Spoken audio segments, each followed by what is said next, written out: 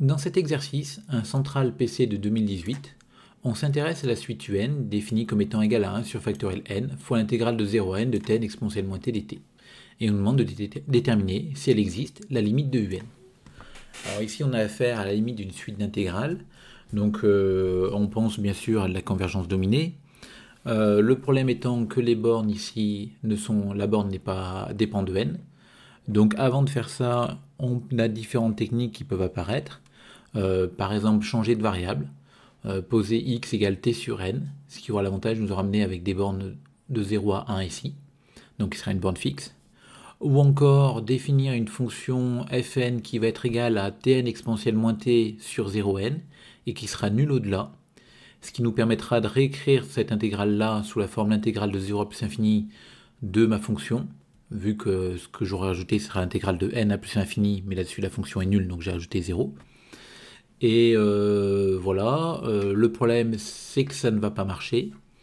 Ensuite, on peut penser à autre chose, c'est se dire, bah, tiens, mais ce truc-là, tn exponentielle moins t, j'ai déjà vu un certain nombre de fois. On peut alors essayer de se dire, bah, tiens, mais moi je vais faire des IPP successives pour essayer de voir ce que ça va donner, pour s'amener jusqu'à un moment donné à l'intégrale de exponentielle moins t qu'on sait calculer. Donc bien sûr, ce genre de choses va nous amener à faire une récurrence. Et si on fait ça, ben on va obtenir, alors je ne l'ai pas détaillé, mais on va montrer que un c'est p de Sn plus grand strictement que n. Le problème étant qu'on n'aura pas d'outil au programme de PC pour conclure la limite de cette quantité-là. Donc on va être coincé aussi. Enfin, vous voyez, il y a plein de manières d'aborder cet exercice. Malheureusement, il n'y en a pas beaucoup qui marchent, et même, je dirais même qu'aucune des manières classiques, donc de toutes celles que je vous ai exposées, ne vont marcher. Alors c'est un exercice d'oral, n'oubliez pas, donc ça veut dire que l'élève qui va proposer ces méthodes-là, voire qui va en essayer quelques-unes et qui n'y arrive pas, aura quand même fait le job, c'est-à-dire qu'il aura proposé des idées qui ne sont pas des idées saugrenues, il aura avancé, donc c'est plutôt bien dans l'ensemble. Et on peut espérer qu'assez rapidement, l'examinateur le mettra sur une voie qui permettra d'aboutir, comme par exemple ici, donc un changement de... Moi, ce que j'ai fait là-dedans pour faire calculer cette limite-là, j'ai commencé par faire un changement de variable qui n'est pas très naturel. J'ai posé t égale n moins s racine de n. Donc vous voyez que ce changement de variable n'a rien de très naturel. Donc en posant ce changement de variable là, qui est bien un changement de variable de classe C1 parce qu'il est affine, donc là je vous rappelle que je suis sur une intégrale classique. Donc on a aussi s égale t moins n sur racine de n. Et donc en fait quand on calcule le dt ça fait racine de n moins racine de n ds, et donc on va obtenir la nouvelle intégrale qui va être celle-ci. Donc vous voyez il y a un moins qui sort là du changement de variable, et les bornes vont être inversées, donc le moins et les bornes inversées, on va se ramener à des bornes de 0 à racine de n. Donc on a fait le changement de variable et on obtient ça. Donc je trouve qu'à partir de là, vous pouvez être autonome dans la résolution de l'exercice. C'est-à-dire une fois qu'on vous a dit, ben tiens, montrer que n est égal à ça, par exemple à l'écrit ça pourrait être l'objet d'une première question, et vous remarquerez que si on dit montrer que n est égal à ça, on voit ce qu'on peut faire. Le changement de variable qu'on peut poser éventuellement, on en a une petite idée. On voit le exponentiel moins n qui est sorti là, le exponentiel s moins racine de n. Donc si on regroupe toutes les exponentielles ensemble, on a exponentiel moins n plus s racine de n. Et donc on se dit qu'on a dû poser moins t égale moins n plus s racine de n. Donc le changement de variable, vous voyez, on le retrouve. Donc c'est une première question que j'aurais bien rajoutée, montrer que n est égal à ça. Et après seulement déterminer la limite. Donc là maintenant qu'on a ça, donc on va pouvoir faire ça de manière tout à fait autonome.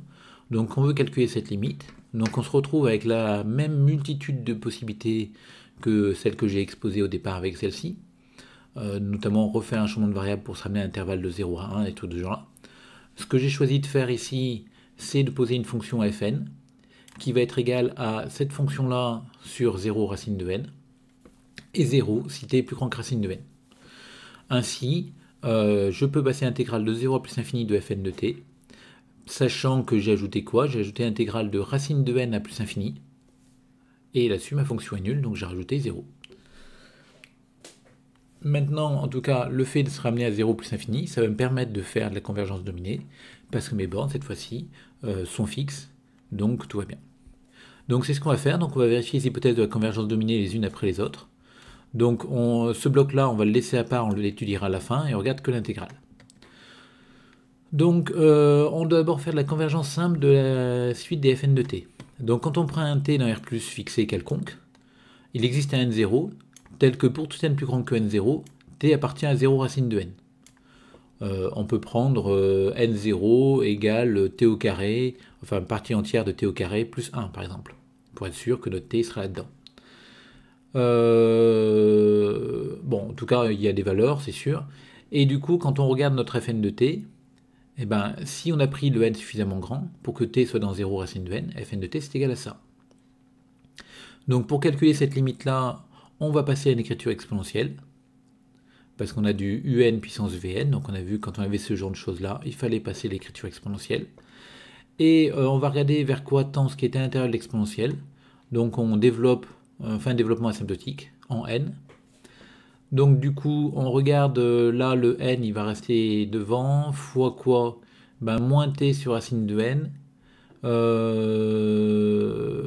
moins t carré sur 2 racine de n au carré, donc 2n, plus t racine de n. Et en fait, on va avoir un plus petit o de 1 qui vient d'où? Là, une fois qu'on aura fait notre dl à l'ordre 2 de ce truc-là, on aura donc un petit o de t carré sur racine de n carré, donc un petit o de t carré sur n, donc un petit o de 1 sur n, et quand on va multiplier par n, on aura un petit o de 1 qui va apparaître. Mais en tout cas, quand on regarde tout ça, vers quoi ça tend? Eh ben, les t racines de n qui sont là et là vont se simplifier. Il va me rester un moins t2 sur 2 ici, plus petit o de 1, donc ça va tendre vers moins t2 sur 2. Et comme l'exponentielle est une fonction continue sur R, le tout, ça va tendre vers l'exponentielle moins t2 sur 2. Donc on a obtenu que la suite de fonctions fn converge simplement sur R+, vers cette fonction-là. Et on remarque, bon, je le redirai plus tard, mais que cette fonction limite est une fonction continue par morceau sur R+. Bon, ensuite, on doit faire de la convergence dominée maintenant. Donc, on va prendre un t dans R. Si n est plus petit que t carré, alors automatiquement, fn de t, ça va faire 0. Parce que t ne sera pas dans l'intervalle 0 racine de n, il sera dans l'intervalle racine de n plus infini. Et si n est plus grand que t carré, on a fn de t qui est égal à cette quantité-là. Et je vais poser une fonction gt de n qui est égale à ça. Enfin, gt de n égale ça, donc gt de x, plus généralement, égale cette quantité-là. Et je vais étudier les variations de gt. Donc, je calcule sa dérivée. Bon, c'est pas très joli. Je calcule sa dérivée seconde. Et là, c'est un petit peu plus agréable, parce qu'on voit que sa dérivée seconde, elle va être tout le temps négative. Donc, comme cette dérivée seconde est négative, ça veut dire que la fonction gt' va être décroissante. Et quand on regarde la limite en plus infini de gt', donc la limite de cette quantité-là, on voit qu'à l'intérieur du logarithme, ça va tendre vers 1. Je vous rappelle que c'est le x qui tend vers l'infini. Ici, ça va tendre vers 0 à cause du racine de x qui est en bas. N'oubliez pas que t est une constante. Et là aussi, ça va tendre vers 0. Donc ln de 1, 0, plus 0, plus 0, ça va faire 0. Donc comme on a une limite nulle et la fonction est décroissante, une limite nulle en plus infini et la fonction est décroissante, gt' de x va toujours être positif. Et comme gt' de x, ça me dit que ma fonction gt est croissante. Et la limite de gt de x en plus infini, c'est moins t carré sur 2. Alors pourquoi moins t carré sur 2? Ben, vous pouvez reprendre le calcul qu'on a fait là en remplaçant les n par des x, et vous verrez qu'on a cette limite-là. Et du coup, enfin, oui, donc juste ce qui était à l'intérieur, donc oubliez l'exponentielle. Donc la limite de gt de x égale moins t carré sur 2. Et donc on a finalement notre fn de t, qui est égal à l'exponentielle de gt de n. Et comme l'exponentielle est croissante, ce sera plus petit que l'exponentielle moins t2 sur 2. Donc on a trouvé une fonction phi qui a t associée exponentielle moins t2 sur 2, qui majore la valeur absolue de fn de t sur R+. Et cette fonction phi, elle va être intégrable. Alors pourquoi? Soit on reconnaît là-dedans une intégrale de Gauss, soit on démontre que c'est un petit taux de 1 sur t2, par exemple en plus infini. Elle est continue sur 0,1, donc elle va être intégrable sur R+. Bon, du coup, on a première hypothèse, convergence simple. Deuxième hypothèse, la domination. Il me manque, attention à ne pas l'oublier celle-ci, même si en général elle est assez simple à obtenir. Ma fonction fn, les fonctions fn sont continues par morceau, et la fonction limite f est continue par morceau sur R+. Bon, donc tout va bien. Je peux appliquer mon théorème de convergence dominée, qui me dit que la limite de l'intégrale de fn, c'est l'intégrale de la limite de fn, c'est-à-dire l'intégrale de cette fonction-là. Donc vous voyez, je devais chercher la limite de un, c'est-à-dire la limite de cette quantité-là. J'ai déjà trouvé la limite de l'intégrale. Maintenant, il me reste à trouver la limite de ce bloc-là. Donc je vais chercher la limite de ce bloc-là. Et je reconnais là-dedans, enfin j'utilise la formule de Stirling pour remplacer le factoriel n.